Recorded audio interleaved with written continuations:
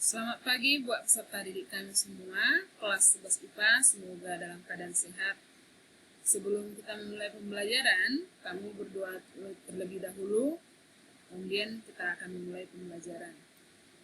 Pelajaran kita hari ini yaitu tentang fluida statis. Fluida statis mempelajari tentang konsep fluida terkait dengan tekanan, tekanan hidrostatis, tekanan mutlak, tegangan permukaan zat cair, kapilaritas, viskositas, hukum Pascal, dan hukum Archimedes. Penerapan hukum fluida statis ini bisa kita aplikasikan dalam bentuk dongkrak hidrolik dan mesin hidrolik, pada rem hidrolik, kemudian pada kejadian mengapung, melayang, dan tenggelam, hidrometer, kapal laut, kapal selam, dan balon darat. Ya, yang pertama tadi konsep yang kita pelajari adalah tentang tekanan. Waktu SMP kami telah mempelajari tentang tekanan. Tekanan yaitu gaya yang bekerja pada suatu benda per satuan luas bidang tersebut.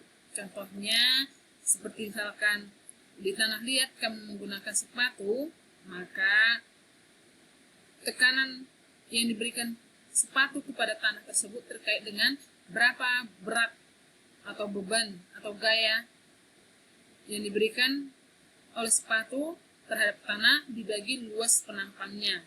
Kalau dia tadi luas penampang sepatu tersebut luas, maka gayanya semakin kecil, gaya tekanannya. Jika runcing atau kecil luas penampangnya, maka tekanannya semakin besar. Ya, P sama dengan F per A. Yang kita pelajari untuk fluida itu terkait dengan tekanan hidrostatis, yaitu tekanan zat cair yang disebabkan oleh berat zat cair itu sendiri. Tekanan di sini tidak tergantung pada bentuk. Di sini ada beberapa bentuk bejana, tetapi tekanan bergantung pada tinggi kedalaman, bukan tinggi ya, tetapi kedalaman zat cair dari atas permukaannya. Jadi pH sama dengan Rho dikali G kali H, kedalaman zat cair dari atas permukaannya.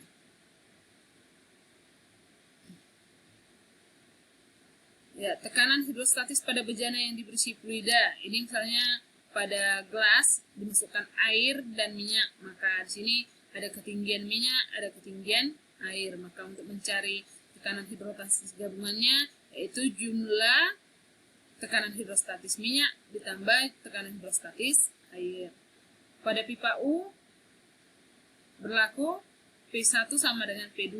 Misalkan ini tadi minyak dengan air tadi, misalkan hanya di sini ketinggiannya 10 cm, di sini 4 cm, maka dapat kita cari P1 sama dengan P2, massa jenis fluida pertama dikali ketinggiannya tadi, kedalamannya tadi dikali 10 sama dengan massa jenis benda kedua dikali 4.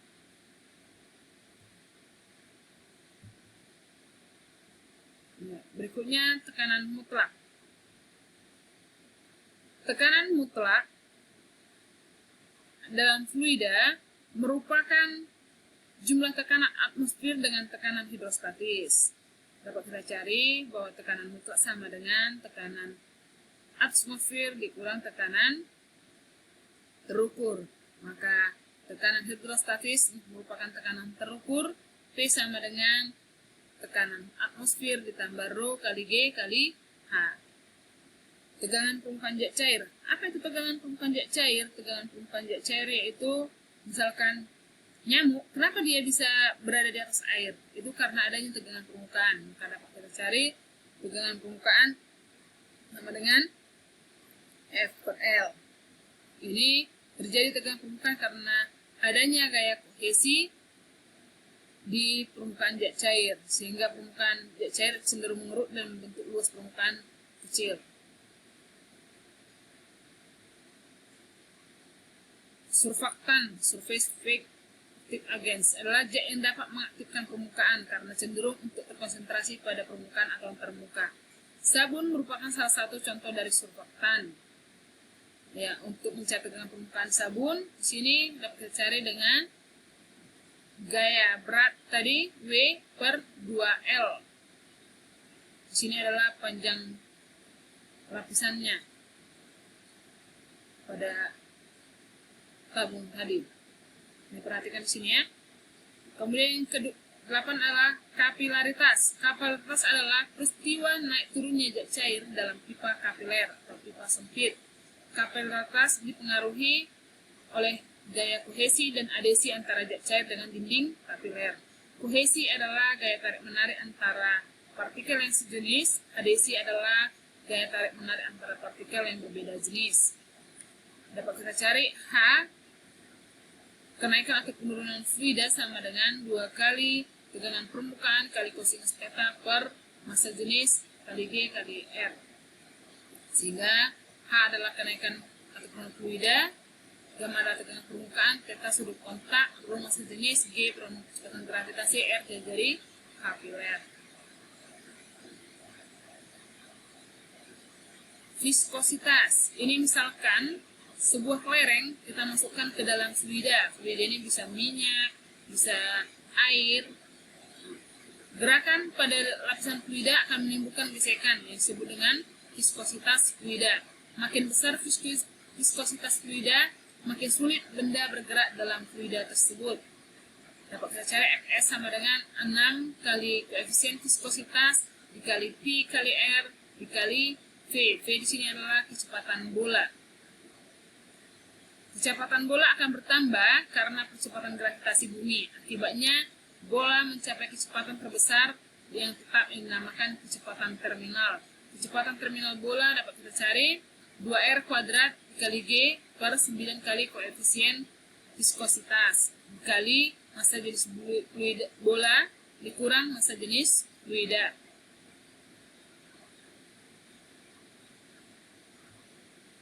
Ya, hukum-hukum fluida statis yaitu ada hukum Pascal. Hukum Pascal berbunyi, tekanan yang diberikan pada suatu fluida dalam ruang tertutup diteruskan tanpa berkurang ke setiap titik dalam fluida dan ke dinding bejana, atau tekanan di titik A sama dengan di titik B. Ini 1 dan titik 2, berarti F1 per A1 sama dengan F2 per A2. Yang berikutnya adalah hukum Archimedes. Hukum Archimedes menyatakan bahwa sebuah benda yang tenggelam seluruhnya atau sebagian ke dalam suatu fluida diangkat ke atas. Ada gaya angkat ke atas yang beratnya sama dengan berat fluida yang dipindahkan.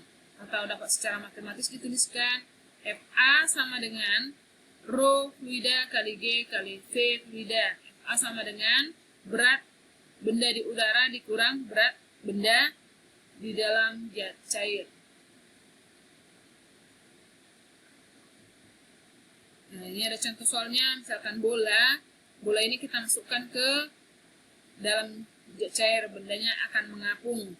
Ini 1/3 ya, bolanya terapung, dan berarti 1 dikurang 1/3 sama dengan 2/3. 2/3 lah yang tercelup. Maka massa jenis bola yang dapat kita cari, rho fluida dikali V benda yang tercelup, ini 2/3 dikali massa jenis benda dikali P bendanya tadi, bola tadi ya, 1200 kali 2/3 dibagi V bendanya sama dengan 800 kg per meter kubik.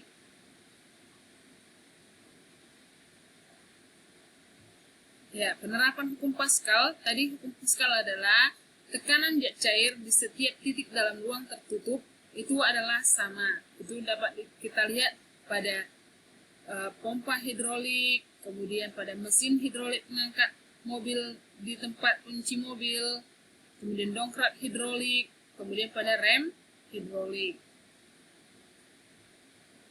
Bagaimana penerapan hukum Archimedes? Hukum Archimedes ini berkait dengan kenapa kapal bisa tenggelam, kenapa kapal bisa terapung. Nah, itu terkait dengan massa jenis. Massa jenis fluida, jika massa jenis fluida lebih besar dari massa jenis bendanya, maka benda tersebut akan mengapung. Sedangkan jika massa jenis benda fluida itu sama, maka benda akan melayang. Jika massa jenis fluidanya lebih kecil dari massa jenis benda, maka bendanya akan tenggelam. Ya, di sini Fa lebih besar dari gaya beratnya, gaya ke atasnya sama dengan gaya beratnya, dan gaya ke atasnya lebih kecil daripada gaya beratnya. Atau bisa kita lihat kalau dia mengapung, maka bendanya berada di atas permukaan. Kalau bendanya melayang, berarti bendanya di antara permukaan dan dasar. Kemudian jika dia tenggelam, berarti bendanya berada di dasar bejananya.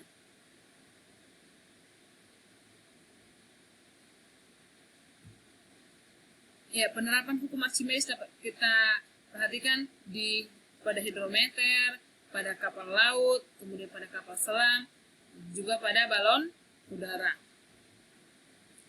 Ya, ini ada soal Hendra dan Henry membuat model kapal menggunakan 40 kaleng bekas. Tiap-tiap kaleng memiliki massa 50 gram. Kapal tersebut diuji coba di air sungai yang memiliki massa jenis 1000 kg per meter kubik. Saat kapal tercelup seluruhnya, massa yang berada di atas kapal sebesar 8 kg. Berapakah volume tiap-tiap kaleng yang digunakan Hendra dan Henry untuk membuat model kapal? Maka sesuai hukum Archimedes tadi, A sama dengan berat benda ditambah berat kapal, sama dengan